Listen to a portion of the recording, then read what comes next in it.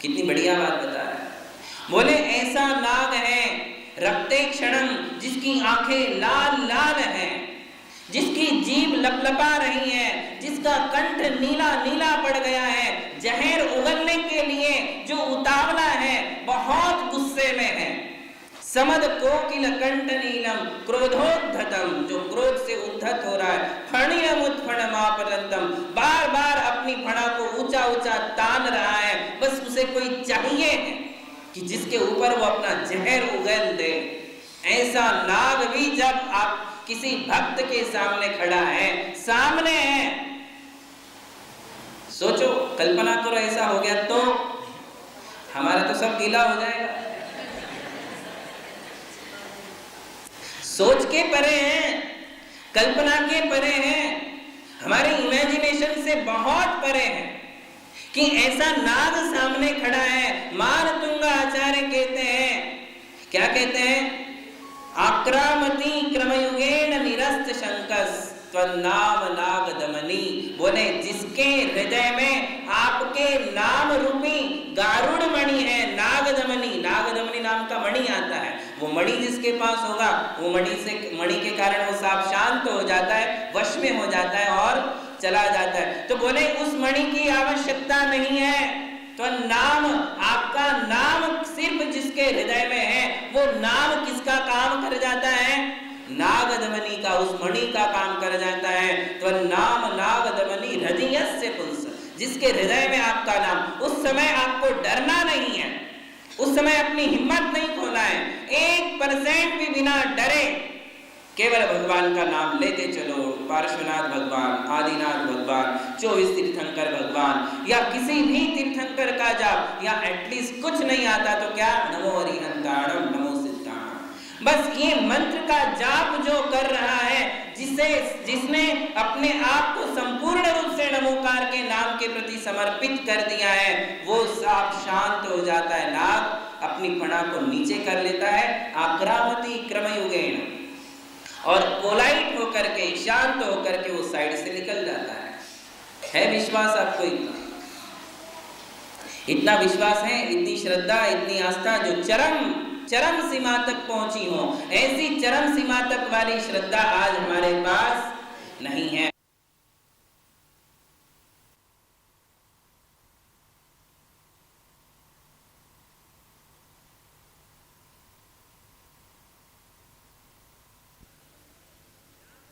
नाम में शक्ति की कोई कमी नहीं है।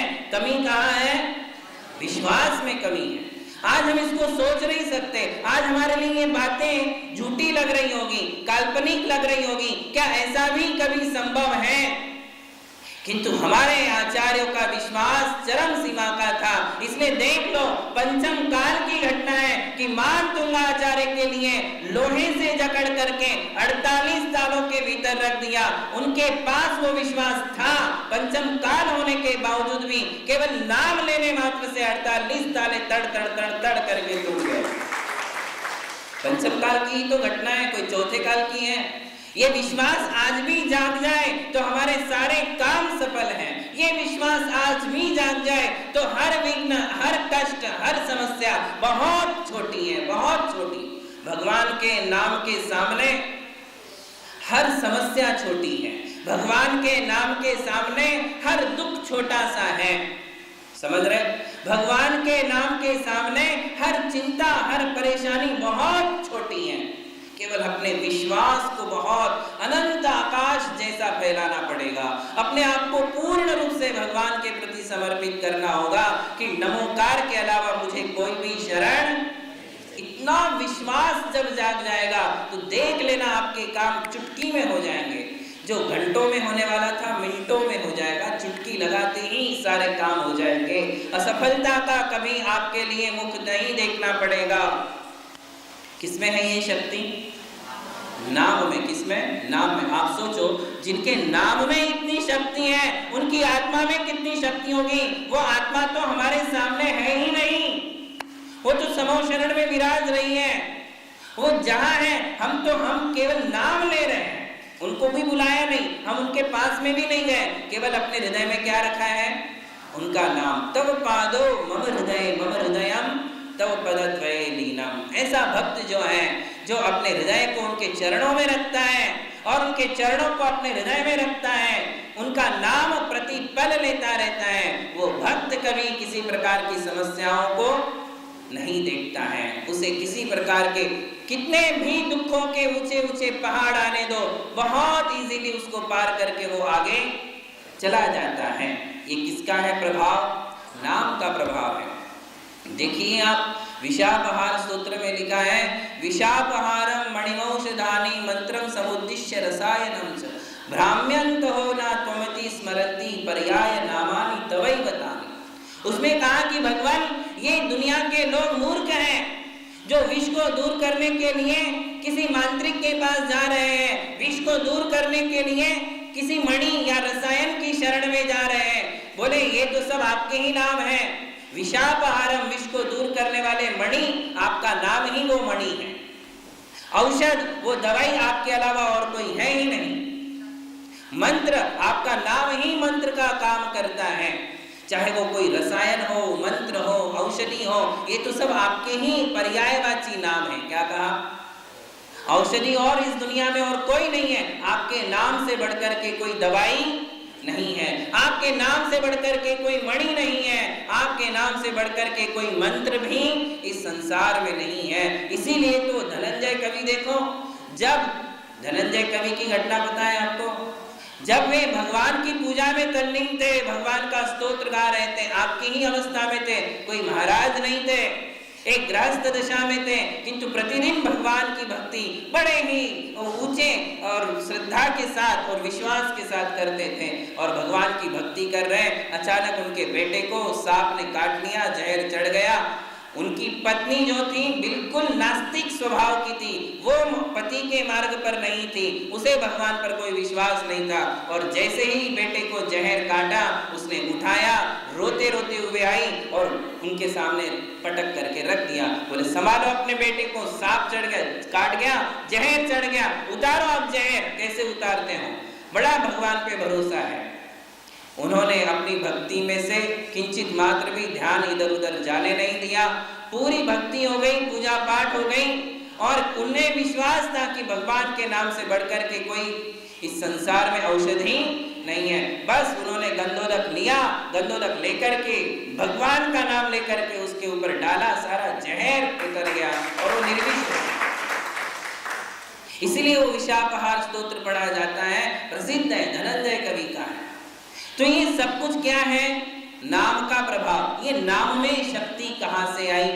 प्रश्न ये है, कहां से आई ये शक्ति? भाव मंगल के कारण। किसके कारण? भाव मंगल। आत्मा मंगल है। वो आत्मा जिसका हम नाम ले रहे हैं, जिसका हम स्मरण कर रहे हैं, वो आत्मा अनंत शक्ति से संपन्न है, क्योंकि वो अरिहंत है। किसका नाम लेते हम? स्तोत्र किसका गाते हैं? अरिहंत भगवान का। पूजा किसकी करते हैं? अरिहंत भगवान की। तो उनका नाम क्यों शक्तिशाली है? क्योंकि उनकी आत्मा में अनंत शक्ति है। जिनकी आत्मा अनंत शक्ति से संपन्न हो, अनंत शांति से संपन्न हो, उनका नाम लेने से हमारी बीमारी दूर होना ही होना है, क्योंकि जहां शक्ति प्रकट होगी वहां बीमारी दूर हो जाएगी। उनका नाम लेने से परिवार में शांति होने ही वाली है। इसलिए कहते हैं कि भगवान का नाम लो और सामने पानी रखो और नमोकार का 108 बार उच्चारण करो, वो पानी पी लो। नमोकार का 108 बार उच्चारण करो, बोल करके पानी को सामने रखो, वो पानी अपने घर में छिड़क दो। या भगवान का गंधोदक है, वो गंधोदक घर में ले जा करके छिड़को, आपके परिवार में शांति होगी ही होगी। ये शक्ति किसमें है? नाम में। क्यों आई वो शांति? क्योंकि भगवान में अनंत शांति है, भगवान में अनंत सुख है, इसलिए उनके नाम में भी अनंत सुख है, उनके नाम में भी अनंत शक्ति है, उनके नाम से भी शांति है। सारी समस्याएं सुलझ जाएगी, हर समस्या सुलझेगी, आप उलझना छोड़ दो। समस्या जितनी आती है उतना हम उलझते जाते हैं, उलझते जाते हैं, उलझते जाते हैं, भागा भागी करते हैं, इधर उधर दौड़ते हैं, किसी की भी शरण में चले जाते हैं। समस्याएं का निपटारा नहीं होता है, समस्याएं बढ़ती ही जाती है, बढ़ती ही जाती है। कहीं जाने की आवश्यकता। कहाँ आओ? पंच परमेष्टि की शरण में आओ, नमोकार की शरण में आओ, उनका नाम लो। तो मैं आपको कह रहा था कि केवल नाम में इतनी शक्ति होती है, इसलिए कहीं भी सहस्र नाम लिखा गया, स्तोत्र का ही नाम है। क्या नाम है? सहस्र नाम। सहस्र यानी 1000। 1008 नामों से इंद्र ने भगवान की स्तुति की थी। कितने नामों से? 1008 नामों से, केवल नाम लिए। सहस्र नाम स्तोत्र आपने कभी पढ़ा हो तो आपको मालूम पड़ेगा, उसमें कुछ नहीं, केवल नाम है, भगवान के अलग अलग नाम। भगवान के गुणों को देख करके एक एक नाम से स्तुति इंद्र ने भगवान की। जैसे श्रीमान स्वयंभुरुर्शिवा शंभवा शंभरात्मभु स्वयं प्रभा प्रभुर्भोक्ता विश्वभूर पुनर्भव विश्वात्मा विश्वलोकेशो। देखो नाम है सिर्फ, विश्वात्मा विश्वलोकेशो विश्वविद विश्वविद्येशा। मतलब भगवान के 1008 नाम दिए, नाम ही नाम लेते गए, नाम ही नाम लेते गए। इस नाम लेने से भी क्या होगा? हमारे चिर संचित पाप कर्मों का सब नाश हो जाएगा। उसमें कहा एक नाम लेने से एक पाप का नाश होता है, ऐसा उसमें लिखा है।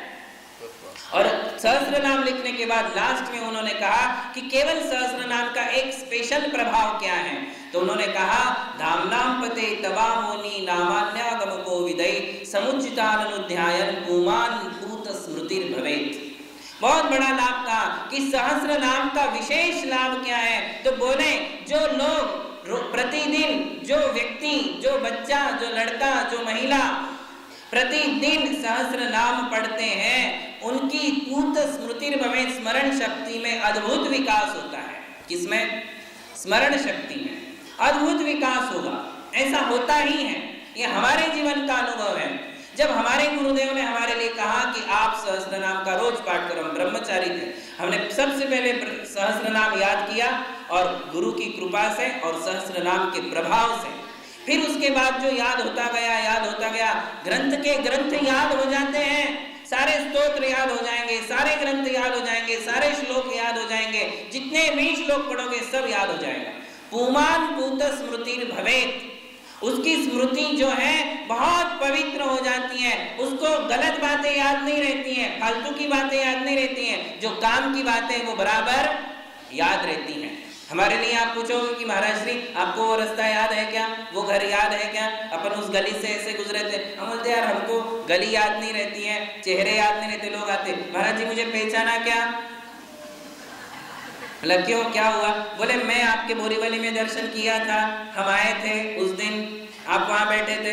हम बोलते हमको कुछ याद नहीं है, आपका चेहरा याद ही नहीं आता हमें, हम आपके चेहरे का ध्यान करेंगे, हम आपके चेहरे को कैसे याद रखेंगे? लाखों चेहरे आते हैं और जाते हैं, उनको थोड़ी ना याद रखना है, ये फालतू बातें हैं। हाँ मुझे याद है, उसका नाम याद है, उसका चेहरा याद है, वो गली याद है, वो बिल्डिंग याद है, ये सारी चीजें आपको याद रहती हैं। काम की चीजें याद, सहस्र नाम पढ़ोगे तो काम की चीजें याद रहेंगी, फालतू की चीजें, सारा टेंशन खत्म हो जाएगा कि मुझे किसने क्या गाली दी थी, मेरे प्रति किसने क्या कहा था, उसने कब मेरे लिए क्या कैसे किया था, वो सब भूल जाओगे, अपने आप ही भूल जाओगे। और क्या याद रहेगा कि उसने और मैंने एक दूसरे के लिए कौन सा अच्छा काम किया था, मैंने क्या अच्छा किया था, उन्होंने मेरे लिए क्या अच्छा किया था, वो सब आपके लिए याद रहेगा। धर्म की बात याद रहेगी, भक्तावर फटाक से याद हो जाएगा, सारी पूजाएं याद हो जाएंगी, सारे ग्रंथ याद हो जाएंगे। किस कारण से? सहस्र नाम से। विद्यार्थियों के लिए तो अमृत है सहस्र नाम, किंतु है बहुत बड़ा, उसके लिए पढ़ जाए कम से कम 15 मिनट तो चाहिए। 15 मिनट में आप अच्छे से सहस्र नाम पढ़ सकते हो, और स्टार्टिंग करोगे तो उच्चारण शुद्ध नहीं होता है तो आधा घंटा भी लग सकता है, और धीरे धीरे जब पढ़ते जाओगे फिर 15 मिनट 10 मिनट में आपका सहस्र नाम हो जाएगा। किंतु सहस्र नाम का प्रभाव क्या है? हमारी स्मरण शक्ति में अद्भुत विकास होता है, चाहे किसी भी उम्र में आप हो, किसी भी उम्र में हो। और उसका फिर अंतिम प्रभाव हमारे लिए क्या मिलेगा, क्या फल मिलेगा? समाधि मरण के समय हम सारे संसार को भूल करके हमें बराबर क्या याद आएगा? नमोकार मंत्र याद आ जाएगा। उस समय हम सबको भूल जाएंगे, जो बहुत जरूरी है। यदि हम सबको याद कर लिए और खास चीज भूल गए, नमोकार को ही भूल गए, वही याद नहीं आया, तो फिर क्या होगा? दुर्गति हो जाएगी। और हमारे लिए अंतिम समय में क्या चाहिए? भगवान का नाम चाहिए। जो जीवन भर भगवान का नाम लेगा, अंतिम समय में भी उसके मुख में, उसके कंठ में, उसके ध्यान में, उसके विचार में कौन होंगे? भगवान ही भगवान होंगे। और जिसने जीवन भर भगवान का नाम नहीं किया, नाम स्मरण नहीं किया, स्तुति स्तोत्र नहीं गाए, जिसने गाली गलौज ही की है, जिसने फालतू की विकथाएं की हैं, केवल पिक्चर के सॉन्ग जिसने गाए हैं, हम पिक्चर के गाने गा लेंगे, लगातार गाने को बोलो, गा लोगे आप संसार की कितनी भी बातें करने को बैठा लो, 2 घंटे 3 घंटे आपकी बातों में कैसे निकल जाएंगे आपको पता नहीं चलेगा। हम अपना समय कितना बर्बाद कर देते हैं, इसकी तरफ ध्यान दो। उतना ही समय आप भगवान का कोई स्तुति पढ़ सकते थे, भगवान का स्तोत्र पढ़ सकते थे, प्रैक्टिस कर सकते थे कि मुझे सहस्रनाम आना ही चाहिए, मैं इसको पढ़ूंगा। हर व्यक्ति अपने जीवन में हर कुछ कर सकता है। आप ठान लो केवल कि मुझे सहस्रनाम सीखना है, मुझे भक्तामर्जी सीखना है, मुझे ये याद करना है, मैं इसको याद कर लूंगा। यदि आपकी ऐसी पॉजिटिव थिंकिंग है और आप स्टार्ट करोगे, आपको याद हो जाएगा। जो 3-3 घंटे हम केवल बातों में बर्बाद कर देते हैं, बैठ गए एक बार गप्पे लगाने, 2 घंटे 3 घंटे कब निकल गए पता नहीं, बैठ गए एक बार हम टीवी देखने, 2-3 घंटे कब निकल गए पता नहीं, बैठ गए एक बार फेसबुक में, बैठ गए एक बार चैटिंग करने, तो उसमें 2-2 घंटे कब चले गए पता नहीं, और फिर कहते हो कि मेरे पास तो समय ही नहीं, मुझे तो टाइम ही नहीं। आप सोचिए कि हमारे पास टाइम कितना है, जितना मनोरंजन का टाइम है, जो विकताओं में डालने वाला समय है, वो सारा समय हम कहाँ लगा सकते हैं? भगवान के नाम में लगा सकते हैं। यदि हम ऐसा काम करते हैं तो हमारे लिए ऐहिक और पारलौकिक दोनों सुख देखने को मिलेंगे। दूसरों की चाड़ी चुगली निंदा विकथा करने से क्या मिलने वाला है? निरंतर पाप कर्म का बंध होगा। दूसरों का उपहास, दूसरों की मजाक, दूसरों की टिंगल करने से क्या मिलने वाला है? निरंतर पाप कर्म का बंध होने वाला है। देखने से, बोलने से, सुनने से हम पाप ही पाप कमा रहे हैं। वो सारा समय हम कहाँ लगा सकते हैं? दुकान में भी बैठे हो, कस्टमर नहीं है, कोई ग्राहक नहीं आया है, उतना समय आप क्या कर सकते हो? ले ली अपनी एक पुस्तक और पढ़ने लग गए कोई भी एक स्तोत्र। देखे तो जरा हमको पढ़ते आता है कि नहीं है? यदि ऐसे विचार हैं, ऐसे भाव हैं, तो आपके जीवन में अद्भुत शांति, अद्भुत समृद्धि आपके लिए देखने को मिलेगी। समृद्धि भी बढ़ेगी, शांति भी बढ़ेगी, और आपके विचारों में एक अलग प्रकार का परिवर्तन आ जाएगा। भगवान के नाम में वो शक्ति है, भगवान के नाम से शांति आती है, भगवान के नाम से समृद्धि आती है, भगवान के नाम से बुद्धि आती है, भगवान के नाम से सरस्वती लक्ष्मी हमारे घर में निवास करती है, खेलती है। किसके कारण? केवल भगवान के नाम से। इसे कौन सा मंगल कहते हैं? नाम मंगल पहला मंगल है। और इसके बाद फिर स्थापना, द्रव्य, क्षेत्र और काल, ये मंगल आया। सबसे पहले किसे रखा गया? भाव मंगल तो छठवा है, उसे तो समझना ही है। वो क्यों समझना है? भाव मंगल के कारण कैसे हम पांचों से जुड़ते हैं। यदि भाव से ही नहीं जुड़ोगे, भाव से नहीं जुड़े तो तुम नाम से भी नहीं जुड़े हो। जब तक तुम्हें यही नहीं पता कि अरिहंत कौन है, अरिहंत कहाँ है, कैसे है, तुम्हें उनका भाव यानी आत्मा का स्वरूप ही पता नहीं है। साधु कौन है, साधु कहाँ है, साधु कैसे होते हैं, जब तुम्हें साधु, अरिहंत, आचार्य ये भाव रूप से समझ में आएगा, तब उनका नाम लेने में तुम्हारे लिए मजा आएगा, आनंद आएगा, उनका नाम लेने में भक्ति जागेगी। और जिसे आज तक यही नहीं पता कि भगवान क्या होते हैं, गुरु क्या होते हैं, मंदिर क्या होता है, उसके लिए आप नाम दोगे भी कि तू अरिहंत सिद्ध का नाम ले, कुछ पता नहीं है, बैकग्राउंड जीरो है, और केवल नाम लेता है, तो सामान्य लाभ होगा। क्या होगा? सामान्य लाभ होगा। किंतु यदि उसके लिए आप समझा लोगे और समझ करके वो नाम लेगा, तो उससे उसके लिए भक्ति जागेगी, उसमें अतिशय जागेगा। भाव मंगल से पहले जुड़ना है, भाव के बाद हम किससे जुड़ेंगे? नाम से, फिर स्थापना से, फिर द्रव्य से, फिर क्षेत्र से। नाम के बाद स्थापना, द्रव्य, क्षेत्र और काल में क्या आता है, ये भी हम आपके लिए बताएंगे। किंतु सबसे पहले किससे जुड़ना है? नाम से जुड़ना है। किससे जुड़ना है? यदि हम नाम से नहीं, भाव से नहीं जुड़े, तो हमारा नाम से जुड़ना बेकार हो जाता है। इसलिए सबसे पहले हम भाव मंगल से जुड़े, और भाव मंगल है अरिहंत, सिद्ध, आचार्य, उपाध्याय, साधु, आरिका, माताएं, एल्लक जी, शुल्लक जी, ये सब कौन है? भाव मंगल है। कौन से मंगल है? मंदिर भाव मंगल नहीं है, मंदिर तो अचित्त मंगल है। कौन सा है? मंदिर में चेतना है, मंदिर जीव है, मूर्तियां जीव है, तीर्थ क्षेत्र, अतिशय क्षेत्र जीव है। नहीं, ये जीव मंगल नहीं है। ये तो उनके सानिध्य से पवित्र हुई है। सबसे पहले कौन आएगा? इसलिए भाव मंगल। भाव मंगल के कारण ये सब कुछ मंगल हो जाते हैं। इसकी विशेष चर्चा हम अगले दिनों में कल करेंगे। महावीर भगवान की जय।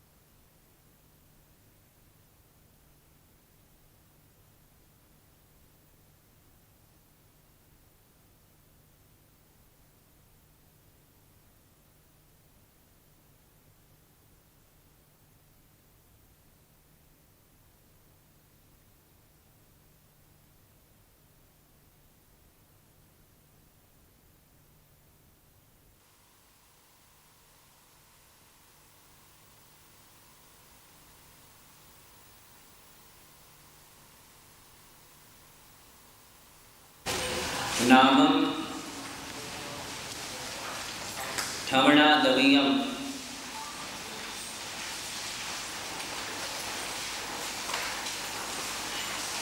खित्तं कालं तहेव भावं च छविहो मंगल भणियों।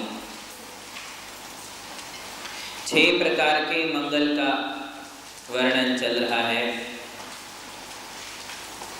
उसमें से हमने नाम मंगल का वर्णन किया था आपके सामने।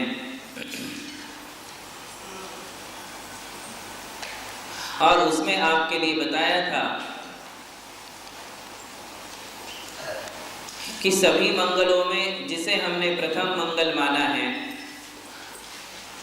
ऐसे वे हमारे पंच परमेष्ठी जो मंगल पर्याय से परिणमन कर रही है, जिनकी आत्मा स्वयं मंगल है, उन्हें हमने भाव मंगल में रखा कि वे भाव मंगल हैं। भाव मंगल यदि नहीं है, आत्मा यदि मंगल नहीं है, तो उसका नाम भी मंगल, उसकी स्थापना भी मंगल नहीं है, उसका द्रव्य भी मंगल नहीं है, उसका क्षेत्र भी मंगल नहीं है, उसका काल भी मंगल नहीं। समझने की कोशिश करें। यदि आत्मा पापी है, यदि आत्मा बदनाम है, यदि आत्मा किसी पाप में प्रसिद्ध हो गई है, तो ऐसी आत्मा का नाम भी हम कभी लेते नहीं हैं। बिल्कुल सरल दृष्टांत है कि जगत में राम का नाम तो रखा जाता है, किंतु रावण का नाम किसी के लिए नहीं दिया जाता है। नाम से भी हमें परहेज हो जाता है, नाम से भी हमारे लिए हेट हो जाता है, क्योंकि वो आत्मा मंगल नहीं थी। और मंगल नहीं थी, इससे भी ज्यादा बढ़कर आगे ये कि वो आत्मा विशेष पाप कर रही थी, और उस विशेष पाप के कारण उसके नाम से भी हमारे लिए द्वेष हो जाता है, उस नाम से भी हमारे लिए परहेज हो जाता है। वो नाम हमें अच्छा नहीं लगता। उसका पुतला, उसका स्टैच्यू, उसकी स्थापना, उसकी फोटो भी हमारे लिए अच्छी नहीं लगती है। बिन लादेन ने जो काम किया, उस काम के कारण उसकी आत्मा बदनाम हुई, उसकी आत्मा पापियों की श्रेणियों में आ गई, और उस श्रेणी में आने के कारण आज उसका नाम भी किसी के लिए अच्छा नहीं लगता है। जो लोग अच्छा काम करते हैं, जो लोग समाज के लिए काम करते हैं, जो जनजीवन के लिए कुछ अच्छे योगदान देकर के जाते हैं, वे आत्माएं भले मंगल नहीं हैं, मंगल तो सिर्फ वे ही है जो सम्यक दर्शन, ज्ञान और चारित्र रूप परिणमन जिनका होता है, वे ही मंगल है। किंतु सज्जन स्वभाव के भी व्यक्ति इस संसार में है जो पूजनीय तो नहीं है किंतु सज्जनों की श्रेणी में है, जो समाज के लिए, देश के लिए, जन जन के लिए अच्छा योगदान देते हैं, तो उन्हें हम सज्जन कहते हैं। उनका नाम भी हमें अच्छा लगता है। उनकी ऑटोग्राफ्स आप लेने के लिए तरसते हो, उनकी फोटो आप अपने पास रखते हो। उनको पूजनीय रूप में भले ही नहीं माना जाता किंतु सज्जन के रूप में मानते हो, और सज्जन के रूप में आप उसका नाम भी लेना पसंद करते हो। अपने बेटों के लिए ऐसा नाम भी आप देना पसंद करते हो। जैसा भाव है वैसा ही नाम, वैसी ही स्थापना, वैसा ही द्रव्य, क्षेत्र, काल। भाव के प्रति यदि आदर प्रकट हो गया, भाव यदि सम्माननीय है, भाव यदि आदरणीय है, तो उसका नाम भी आदरणीय है। भाव का अर्थ समझ रहे हैं? भाव का अर्थ आत्मा, और आत्मा का अर्थ है उसकी सोच, उसके कार्य, उसके योगदान, उसके विचार, उसके वचन प्रणाली, उसकी चर्या।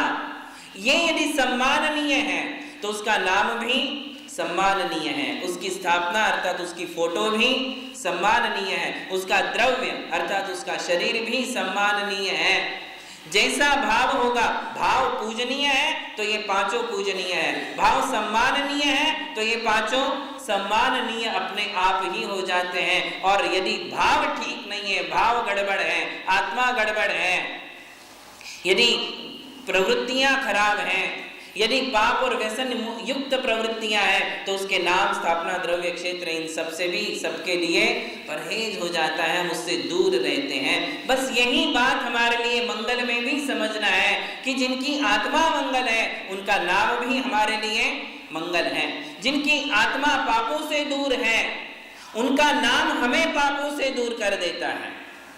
जिनकी आत्मा पाप कर्मों को आत्मा से अलग कर चुकी है, या फिर जो पाप करने का क्षय, पाप क्षय करने का उद्यम कर रहे हैं, पापों की निर्जरा करने का उद्यम कर रहे हैं, ऐसे पांचों परमेष्टि जो हैं उनका नाम केवल अरिहंत, केवल सिद्ध, आचार्य, उपाध्याय, साधु। इसमें अर्थ की अनुभूति नहीं है, केवल उनका नाम मात्र भी हमारे लिए पापों को दूर करने वाला है। और ये बात आप समझ लीजिए, उस कुत्ते के लिए जो जीवनधर कुमार ने नमोकार सुनाया था, वो मरते नाग नागिन के लिए जो पार्श्व कुमार ने नमोकार सुनाया था, वो मरते बैल के लिए जो पद्मरुचि सेठ ने नमोकार सुनाया था, उस बैल को, उस नाग नागिन को या उस कुत्ते के लिए नमोकार के शब्दों के अर्थ की अनुभूति नहीं थी। उन्हें क्या मालूम नमोकार क्या है, अरिहंत कौन है, सिद्ध कौन है, आचार्य कौन है।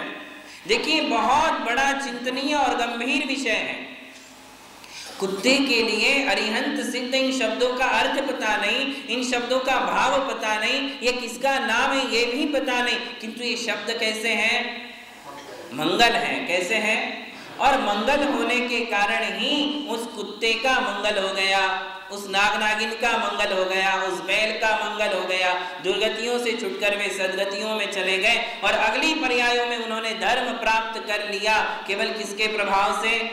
शब्दों के प्रभाव से। वे शब्द मंगल हैं, वे शब्द पवित्र हैं, इसलिए नाम मंगल है। अरिहंत, सिद्ध, आचार्य आदि बोलिए, अथवा ऋषभनाथ, अजितनाथ, संभवनाथ, अभिनंदननाथ, बिना किसी अर्थ अनुभूति के भी आप इनका नाम मात्र लेते हो, केवल उसमें भाव किसका होना चाहिए कि ये भगवान का नाम है, ये पांच परमेष्ठियों का नाम है, तो वो शब्द क्या हो जाते हैं? मंगल हो जाते हैं। ऐसे तो आप किसी का नाम महावीर रख दो और 10 बार दिन में पुकारो, महावीर इधर आओ, महावीर आ जाओ, महावीर बैठ जाओ। इतना बोलने से तुम्हारा पाप क्षय होने वाला नहीं है, वो नाम मंगल नहीं है, क्योंकि वहां तुम्हारा लक्ष्य कौन है, उद्देश्य किसको लेकर के है? उस व्यक्ति को लेकर के हैं जो नाम से महावीर है, काम से महावीर, भावों से महावीर, जो तीर्थंकर इस पद से युक्त नहीं है, केवल नाम जिसको मिला है।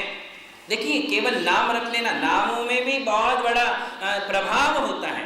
भले ही वो तीर्थंकर नहीं है, किंतु आप यदि किसी का नाम महावीर रखते हो और बार बार वो महावीर सुनता है, कभी न कभी जीवन में उसके लिए ये विचार तो आएगा ही, ये भगवान महावीर का नाम है जो मुझे मिला है, मेरे काम अच्छे होने चाहिए। नाम के अनुसार भी काम चलते हैं, वो भले मंगल नहीं है किंतु नाम का प्रभाव तो है। आजकल लोग कुछ भी नाम रखते हैं, आज कुछ भी उल्टा सीधा नाम रखते हैं, ऐसा नाम रखते हैं, ऐसे शब्द होते हैं जिनका कोई अर्थ नहीं। हम बच्चों को पूछते कि तुम्हारे नाम का अर्थ क्या है, बोले पता नहीं।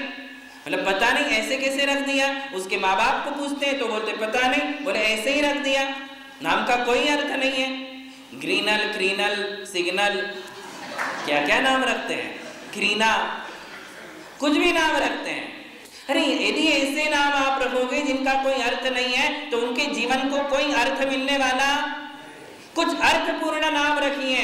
पहले नाम तीर्थंकरों के रखे जाते थे या सहस्र नाम में से नाम उठाया जाता था, ये परंपरा रही है। यदि हमारे घर में बेटा या बेटी हुई है तो उनको कौन सा नाम दिया जाए, इसका भी वर्णन हमारे शास्त्रों में मिलता है। नामकरण विधि की जाती है, नामकरण के संस्कार किए जाते हैं, नामकरण के मंत्रों का उच्चारण किया जाता है। वे मंत्र भी हमारे लिए प्राप्त हैं कि नामकरण संस्कार विधि कैसे करना चाहिए, एक अलग से कैसे फंक्शन आयोजन करना चाहिए और कैसे मंत्रों का उच्चारण करके उसके ऊपर अक्षतों को डालना चाहिए, ये सब विधि है। और फिर नाम कौन सा रखना चाहिए, तो कहते हैं कि भगवान के 1008 नाम है, उसमें से कोई चुन करके उसका नाम रखो। भगवान का यदि नाम रखोगे, भगवान से संबंधित, गुरु से संबंधित यदि नाम रखोगे, कहीं ना कहीं उसके जीवन में वो नाम का प्रभाव पड़ेगा ही पड़ेगा। वरना आप हनी, कईयों का नाम हनी है, लड़की का नाम हनी रख देते, उसको यदि आप 10 बार हनी हनी कहोगे तो उसको शहर याद आएगी ही आएगी। शब्दों का प्रभाव है। तो आप कुछ भी इंग्लिश नाम रख देते हो, अंग्रेजी नाम रखोगे तो अंग्रेजी काम करेगा, अंग्रेजी नाम रखोगे तो अंग्रेजों की संस्कृति अपनाएगा। और शांतिलाल, कितने बढ़िया नाम है शांति। आप दक्षिण में जाओगे, दक्षिण में अधिकतम आपको आदिनाथ उपाध्याय, शांतिनाथ उपाध्याय या ऐसे ही नाम मिलेंगे आपको। शांतिनाथ, आदिनाथ, कुंथुनाथ, अरनाथ, ऐसे नाम रखे हो, अजितनाथ, अजितलाल, ऐसे कुछ भी नाम मिलेंगे। मतलब जो तीर्थंकरों से रिलेटेड है, ऐसे अच्छे अच्छे नाम पहले रखे जाते थे। आज वैसी जो है अवस्था नहीं रही है, कुछ भी उल्टे सीधे नाम रख देते हैं, बोल भी नहीं सकते हैं, बोलने में भी कोई मजा नहीं आता है। तो नाम का अपना प्रभाव है। खैर वो विषय अलग है, किंतु हमारा विषय ये है कि नाम, कौन सा नाम मंगल है, जिनकी आत्मा मंगल है, जिनकी आत्मा मंगल है उनका नाम भी मंगल है। तो आत्मा को पहले ढूंढना है कि कौन सी आत्मा मंगल है पांचों परमेष्टियों की। देखिए, भाव के बिना इन पांचों से हम संबंध नहीं साध सकते। जिनके साथ आपका भावात्मक जुड़ाव हो जाता है, देख लीजिए, एग्जाम्पल देता हूं मैं आपको। जिनके साथ आपका भावात्मक जुड़ाव हो जाता है, उनके साथ जो है आपको उनके नाम से, उनके क्षेत्र से, उनके काल से, उनके भाव से भी आपका जुड़ाव हो जाता है। एग्जाम्पल मैं आपके लिए देता हूं, देखिए कैसे होता है। सगाई होती है, सगाई हो जाने के बाद वो लड़का और लड़की, इनका कौन सा जुड़ाव हुआ, भावात्मक जुड़ाव हुआ। कौन सा हुआ, भावात्मक जुड़ाव होने के बाद आप देखिए पांचों से जुड़ाव हो जाता है।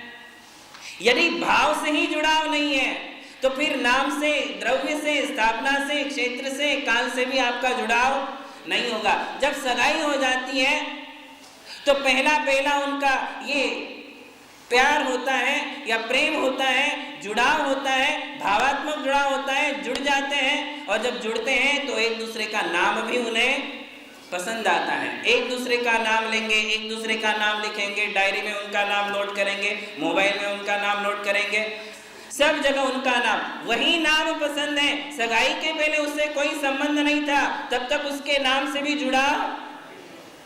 जब तक आत्मा का आत्मा से जुड़ाव नहीं हुआ, राग नहीं हुआ, संबंध नहीं हुआ, तब तक नाम से भी कोई लगाव नहीं था। और जब सगाई हो गई, दोनों का आपस में संबंध हुआ, तो नाम से भी प्यार हो गया, क्योंकि भाव से जुड़े हैं इसलिए नाम से भी जुड़ गए। फिर स्थापना पे आइए। स्थापना का अर्थ, अब यहाँ स्टैचू मत लीजिए, फोटो लीजिए। कौन सी फोटो पसंद आती है? सपने में भी वही चेहरा याद आता है। यदि आप डायरी में देखोगे तो उसकी फोटो है, मोबाइल में देखो उसकी फोटो है, लैपटॉप का स्क्रीन सेवर उसी की फोटो है। भगवान की फोटो भूल जाते, गुरु की फोटो भूल जाते, एक ही फोटो नजर आती है। क्यों नजर आती है? सब लोग याद कर रहे हैं अपनी अपनी सगाई।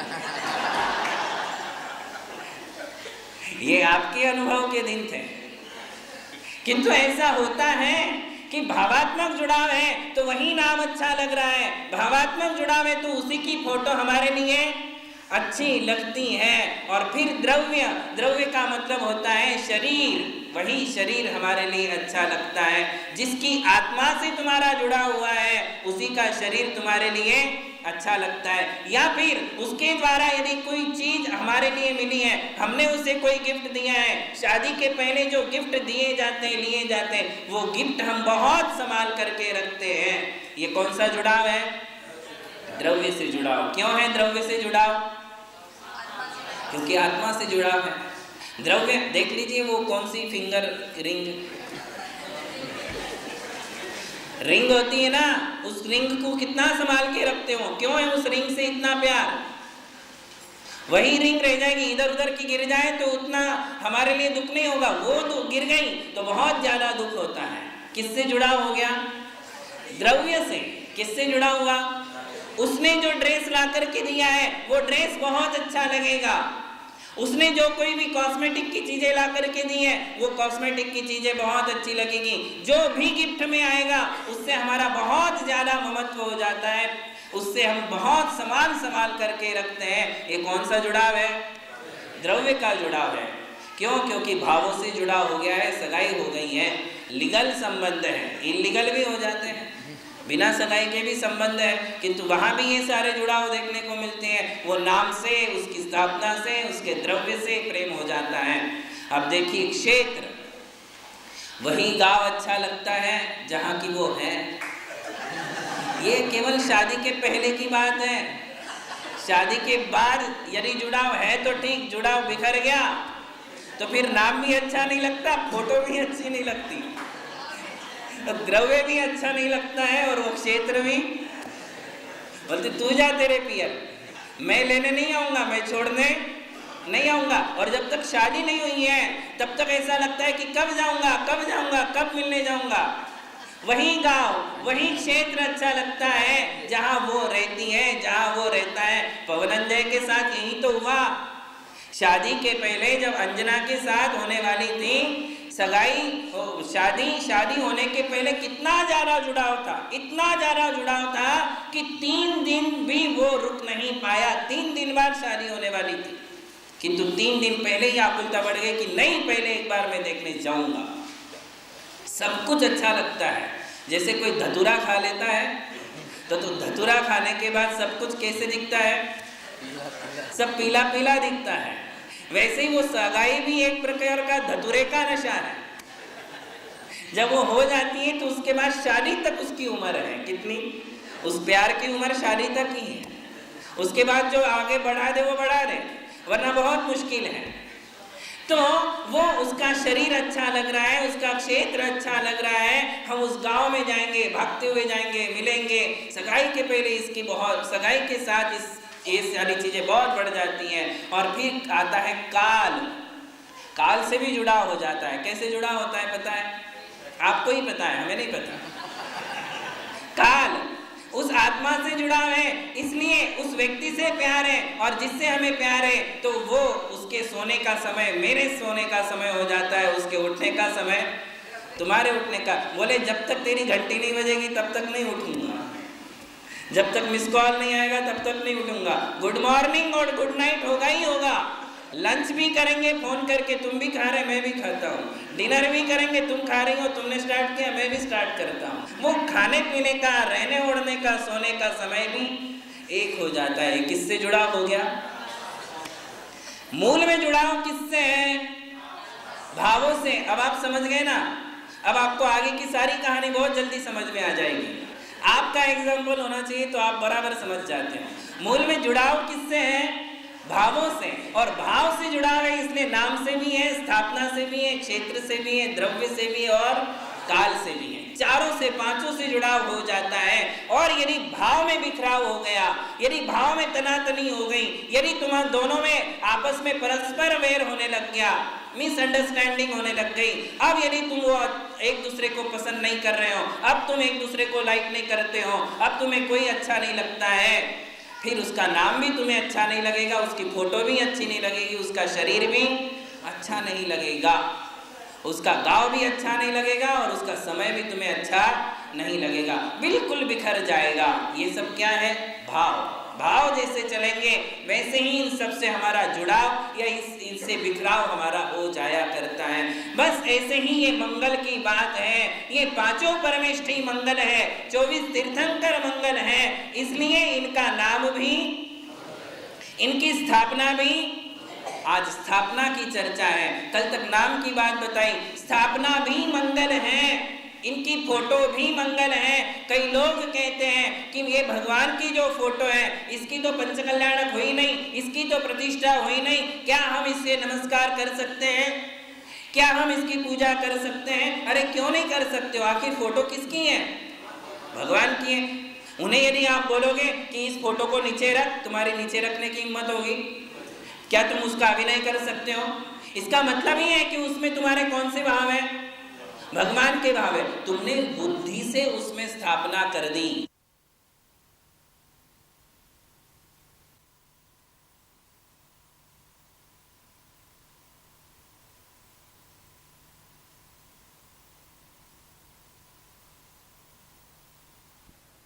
स्थापना शब्द का अर्थ है कि जिसमें सादृश्य परिणाम होते हो। मुख्य की स्थापना जिस हम किसी और वस्तु में करते हैं, यह वह है, इसे स्थापना कहते हैं। क्या कल्पना आती है हमारी बुद्धि में? यह वह है। ये भगवान महावीर हैं। भगवान महावीर साक्षात नहीं है, किंतु इस मूर्ति में हमने उनकी क्या की? कल्पना की, उनकी कल्पना की, और उसके बाद रहस्य शास्त्र के अनुसार उनकी पंचकल्याण प्रतिष्ठा की, मंत्रोच्चारण किया, उसके लिए सूर्य मंत्र दिए, अंकन्यास किया और अनेक प्रकार की विधियां की। उसके बाद हमने उसे क्या स्वीकार किया? भगवान स्वीकार कर लिया। इसे कहते हैं स्थापना। जो मुख्य की किसी और वस्तु की किसी और वस्तु में जो कल्पना की जाती है उसे हम क्या कहते हैं? स्थापना कहते हैं। स्थापना भी मंगल होती है। यदि रावण का पुतला अमंगल है, क्योंकि रावण अमंगल था, तो उसका पुतला कोई नहीं चाहेगा, उसकी स्टैचू, उसकी मूर्ति कोई नहीं चाहेगा, तो फिर आप ऐसा ही उल्टा समझ लीजिए कि भगवान हमारे गुरु ये पूजनीय है, हमारे लिए वंदनीय है, तो ये मंगल है, इसलिए इनकी मूर्ति भी हमारे लिए क्या है? मंगल शब्द का अर्थ यहाँ लगाइए। वह स्थापना, वह मूर्ति हमारे पापों का नाश करने वाली है। मंगल शब्द का अर्थ सब जगह लगाना। मंगल का अर्थ क्या कहा था? जो पापों का नाश करे, जो हमारे लिए पुण्य दे, जो हमारे लिए एनर्जी दे, जो हमारे लिए साहस दे, जो हमारे लिए धैर्य दे, जो हमारे लिए दुखों से बचाए, जो हमारे लिए विघ्न और आपदाओं से बचाए, उसे हम मंगल कहते हैं। मैं मंगल की परिभाषा दोहराता इसलिए हूं कि आपको भूलना नहीं है। और वो मंगलपना उनके नाम में है, जो आप कहीं भी बैठ करके ले सकते हो, वो मंगलपना उनकी मूर्ति में है। ध्यान रखिए, वो मूर्ति भी हमारे पापों का क्षय करने वाली है। इसका कारण सोचिए, ऐसा क्यों? वो मूर्ति मंगलमय कैसे हो गई? अचेतन मूर्ति है। अचेतन मूर्ति फलदायी कैसे हो सकती है? एक सज्जन ने प्रश्न किया था कि महाराज श्री, साक्षात भगवान तो दान देते हैं, आपने कहा था कि भगवान देते हैं, भगवान दान देते हैं, किंतु क्या उनकी प्रतिमा भी देती है? अवश्य देती है। देखिए, दान देने की शक्ति यदि उनके आत्मा में है तो उनके नाम में भी